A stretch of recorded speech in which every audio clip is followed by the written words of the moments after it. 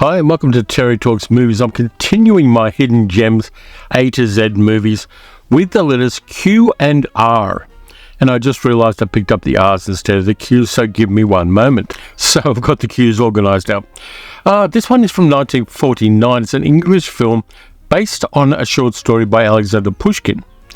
And it stars Anton Walbrook, Edith Evans and Yvonne Mitchell. And it is The Queen of Spades, which is a spooky ghost story with Anton Walbrook playing a career soldier who doesn't have a lot of money, but all of his friends, who are much wealthier, are addicted to a card game called Faro.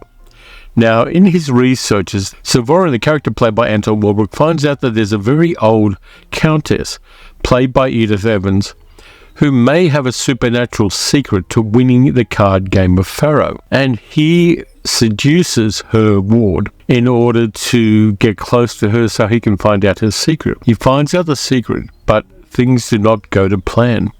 There's a bit of a ghost story in here. There's a look at obsession. There's a look at jealousy.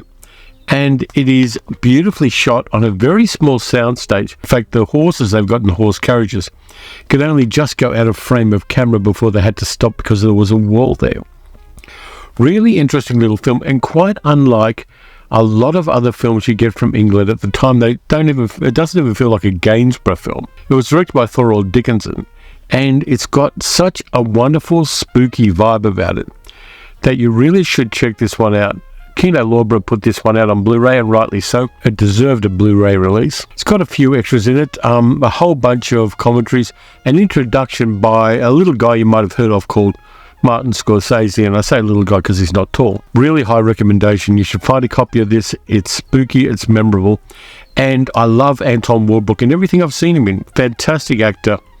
Really great at playing such a wide range of roles. He's something special, and so is this film. Hey Luna. Luna is here and scratching at things. This next one's from 1949 as well, but from an entirely different part of the world. And it's a movie by Akira Kurosawa, which few people have heard of, but I like a lot. It stars Toshiro Mifune, The Quiet Duel. And in this one, Mifune plays a doctor who, due to injury with a scalpel during World War II, acquired syphilis from a patient he was doing an operation on. Now, at the time, the disease is almost incurable, and in post-war Japan, he's treating himself with a treatment that will work, but it'll take a lot of years to work. He comes back from the war, and he has a fiancée, but he doesn't want his fiancée to know that he has syphilis, and therefore he cannot marry her. And he has to deal with this in the climate of immediate post-war Japan, when doctors were really needed. He takes up practice in a small community and helps his local community selflessly. If he marries his fiancée, he will pass the disease on to her and also potentially create incredible deformities in any children they have. So it was a very shameful thing in Japan at the time to have syphilis, and even though he acquired it in a benign way, he can't tell anybody. His practice as a doctor would disappear, and the people in his community would not have a doctor. He's very careful with his PPE, and he has to wear the burden of all of these things while helping his local community.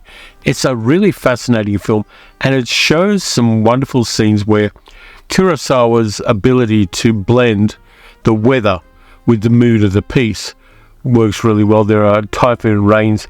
There are some scenes where sterilized bandages are blowing in the wind. It's a real hidden gem in his career. A lot of people don't like this one very much, but for me, it's a classic, and it's one of my favorite movies by Kurosawa. You should really try to check out The Quiet Duel. It's wonderful. And it has some fun scenes as well. It's not entirely bleak. There's a kid they do an appendix operation on, and in order to find out that everything's going well, they've got to wait for this little kid to fart.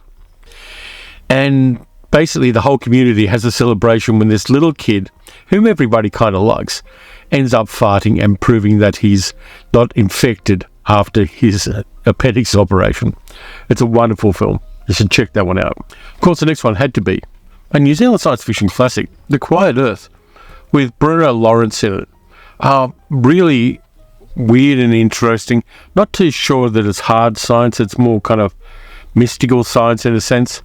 A guy called Zach, played by Bruno Lawrence, is a scientist and wakes up and finds that everybody else in the world has disappeared, except he later finds two people, a Maori guy and a young red-headed woman, and they explore New Zealand empty of people and try to work out what they're going to do for the rest of their lives. It's beautifully shot by the director Jeff Murphy and has some striking visuals as well.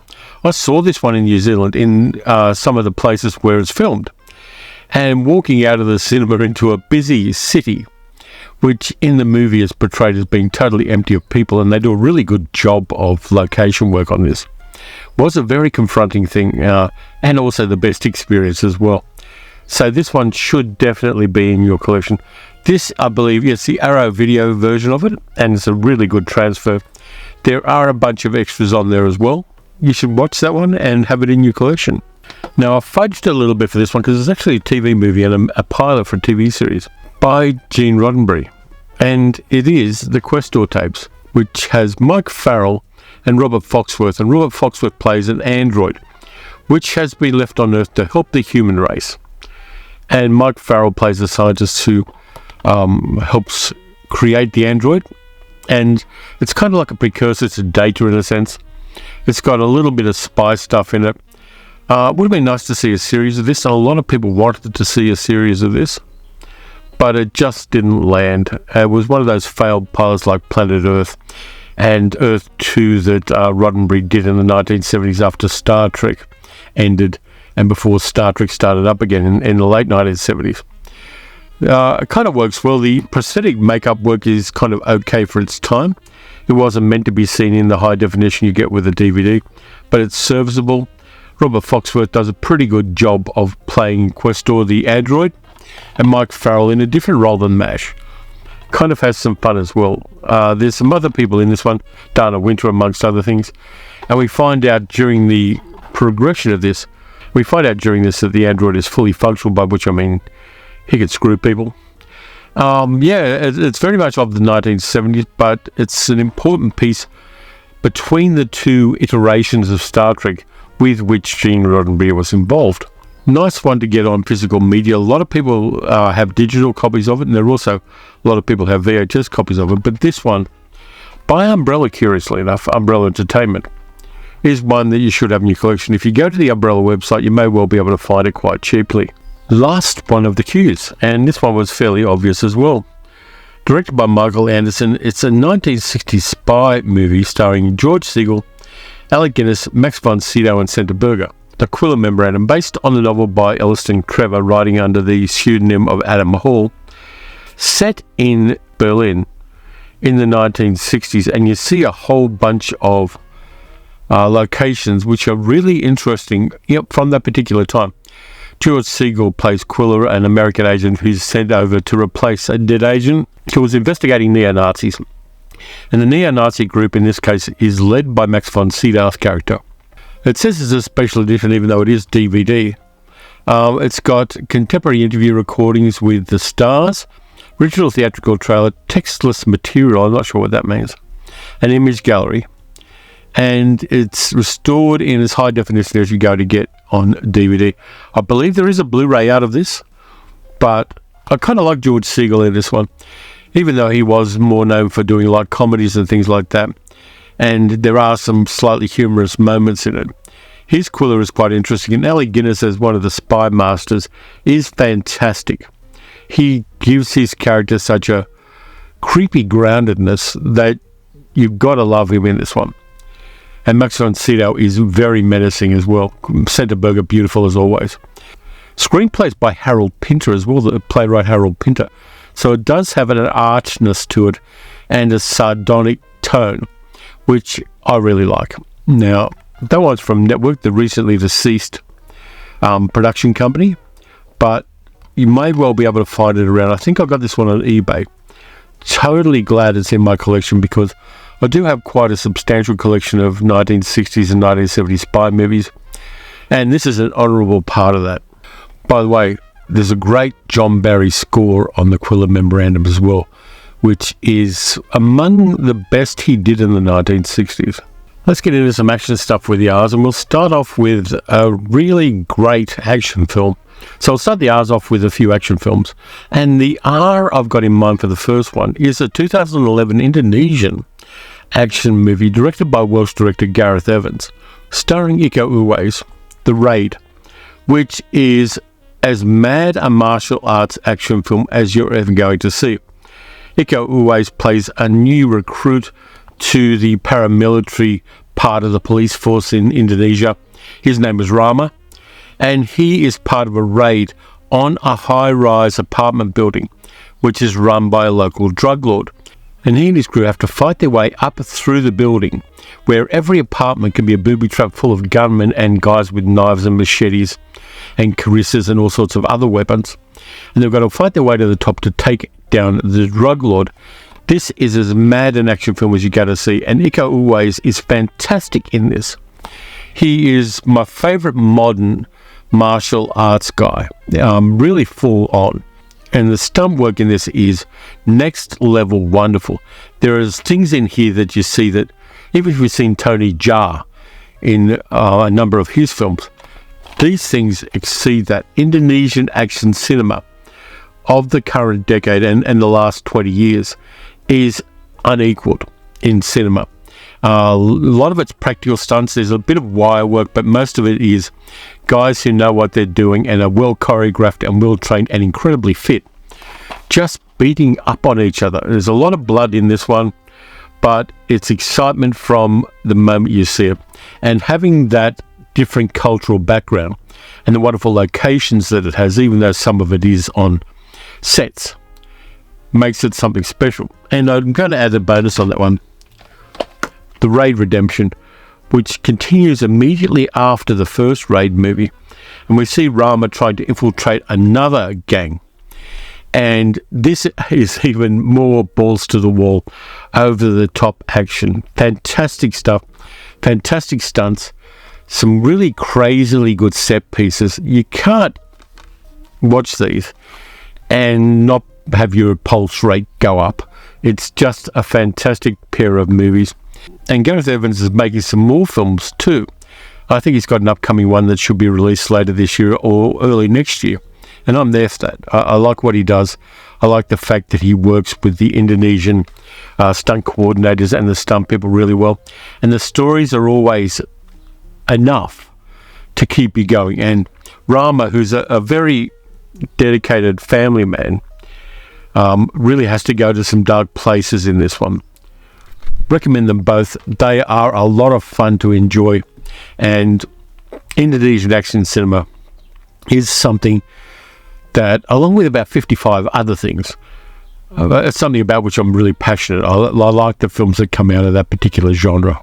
Next up, we've got a 2008 American movie that very few people have heard about. It stars Chiwetel Ejiofor, Emily Mortimer, Joe Mantegna's in there as well. Tim Allen actually doing a decent bit of acting for a change. There's a David Mamet movie called Redbelt about a guy who is a martial arts teacher and who, because of the people he meets and the circumstances he's in, he has a way of training his people, and he's developed a kind of martial arts competition that's unique, and he shares that information with some other people that he meets, including an action film star played by Tim Allen, and he gets screwed over by both them and his brother. He's got some friends and allies. He finds a woman who is quite traumatized and trains her. She's played by Emily Mortimer, and it's just a really good action film, and it has some real life martial artists, including Dan Inosanto and other people, that really lift it above anything else. And Chiwetel Ejiofor is really good in this one. Basically what this is, it's a samurai movie set in modern day Los Angeles, and very few people have heard about it. A lot of people have criticized it and said it's not Mamet's best, but I like where it goes, and I know where he's coming from. He's coming from Kurosawa and all of the Jidaigeki movies he's obviously seen. Mamet himself did some jiu-jitsu at a time, and the martial arts that Chiwetel Ejiofor's character does is based on jiu-jitsu. Redbelt's a really bit of a hidden gem, and it's got that sharp Mamet dialogue and sharp character observations. Really fine little film that very few people talk about these days. Next up, we have one of my favourite films noir. 1948 classic, and it is the best movie called Roadhouse. Forget your Patrick Swayze shit, this is the bomb. It's a fantastic little film directed by John Negulesco, and it stars Ida Lupino, Cornel Wilde, Celeste Holm, and Richard Widmark. And it's the story of Lily, a very mediocre nightclub singer and piano player, played by Ida Lupino, who gets a job in a backcountry Wisconsin roadhouse run by Jeffy, played by Richard Widmark. He obviously wants to jump her. He's infatuated with her. And so his manager, Pete, played by Cornel Wilde, is instructed to take care of her and look after her. Jeffy's nightclub roadhouse has a nightclub area, a restaurant, and a bowling alley. And Ida Lupino basically stops Jeffy in his tracks. She doesn't take shit from guys, and she soon tells them that. Pete thinks that she's dangerous for the business, so he tries to put her immediately back on the train as soon as she arrives. But she puts him in a place. Celeste Holm is really good in it as well. There are some great scenes in this as well where she goes to a swimming hole with Pete and Celeste Holm's character and improvises a bikini with a whole bunch of bandanas. It's really cool. At the end, it tends to be Jeffy going mad and Lily needing Pete's help. So the agency of the female character in this does fall away a bit at the end, but I love it. Ida Lupino sings in this one and plays the piano, and it's just a lot of fun, and it's a film noir that I really like. It's probably top 10 for me in film noir, and Richard Widmark, coming off his Tommy Udo in Kiss of Death, does a really good job, and Cornel Wilde as well. You should watch that one. And for me, it's better than the Patrick Swayze Roadhouse, which is all about swinging dicks, and that's less interesting to me than this one with Ida Lupino at a piano. Again, it's got Anton Walbrook in it. I didn't notice that until now. This one's a 1950 movie directed by Max Ophuls. It's set in Vienna in 1900. It shows 10 amorous encounters across the social spectrum, from a street sex worker to a nobleman, with each scene involving one character from the previous episode. So basically it's a kind of dance of people in a circle, and that's why it's called La Ronde, which is fantastic. It's got a narrator played by Anton Walbrook who tells us the introduction to each of the stories, as each pair of lovers, one from the previous story, circle around themselves, and it comes in a great big circle around to the first characters. It's Max Ophuls at his best. I love La Ronde.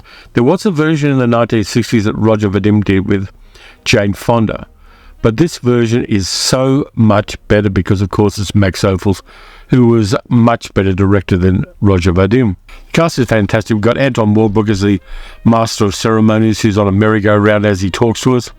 You've got Simone Signoret playing the streetwalker.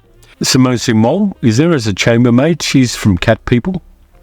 Daniel Darrieux, Daniel Galien, Jean-Louis Barrault, Issa Miranda. Just so many good actors in this. And again, it's like a dance between where you change partners.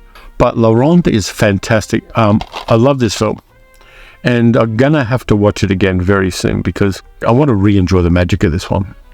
You should watch that. Terrific film.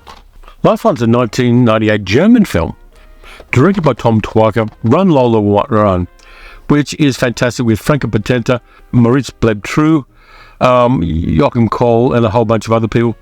Basically, it's the story of Lola, whose boyfriend owes $100,000 to some criminals, and he decides to go and rob a bank to get it because that's how you get things. So she's going to find a way to find 100,000 Deutschmarks in 20 minutes.